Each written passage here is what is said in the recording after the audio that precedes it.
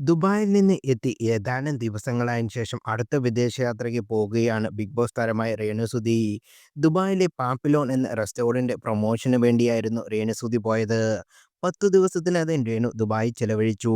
Diamond മാലി, മോതിരം അടങ്ങിയുള്ള വിലപിടിപ്പുള്ള സമ്മാനങ്ങളുമായിട്ടാണ് നാട്ടിലേക്ക് രേണുവിന്റെ മടക്കം. നാട്ടിലെത്തി ചില ആൽബം ഷൂട്ടും ഉദ്ഘാടനമെല്ലാം നടത്തിയിട്ടാണ് രേണു വീണ്ടും വിദേശത്തേക്ക് പോയിരിക്കുന്നത്. ഇത്തവണ രേണുവിന്റെ യാത്ര ബഹ്റിനിലേക്കാണ്.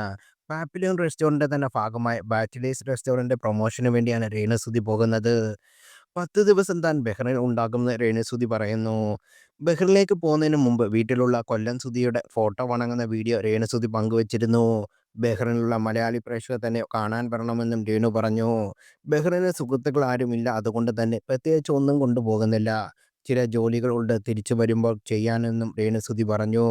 ബിഗ് ബോസ് ഫൈനലിലേക്ക് പോകാൻ സമയമാകുമ്പോഴത്തേക്ക് തിരിച്ചു വരും. ബിഗ് ബോസിലേക്ക് വിളിക്കുകയാണെങ്കിൽ തീർച്ചയായും പോകും. നവംബർ 2-ന് തിരിച്ചു വരുമെന്നും രേണു പറഞ്ഞു. ബിഗ് ബോസിൽ ഇത്തവണ ടോപ്പ് 3 ആകാനുള്ള സാധ്യതയുള്ള മത്സരാർത്ഥികളായിരുന്ന അനുമോൾ, അനീഷ്, ഷാനവാസ് എന്നിവരാണ്.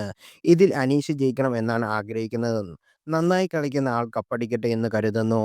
താൻ സ്ക്രീൻ വെയിറ്റിംഗ് ചികിത്സ എടുത്തിട്ടുണ്ടെന്നും ഗ്ലൂട്ടയോൺ എടുക്കുന്നുണ്ടെന്നും രേണു വെളിപ്പെടുത്തുകയും ചെയ്തു. ബിഗ് ബോസിന് ശേഷം രേണുസുധിയുടെ ജീവിതശൈലി തന്നെ മൊത്തത്തിൽ മാറിയിരിക്കുകയാണ്.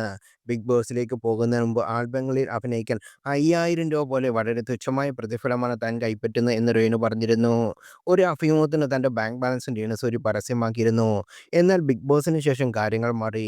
പ്രതിഫലം കൂട്ടിയെന്നും ഇപ്പോൾ ബാങ്ക് ബാലൻസ് ഉണ്ടെന്നും രേണുസുതി തന്നെ വെളിപ്പെടുത്തുകയും ചെയ്തു.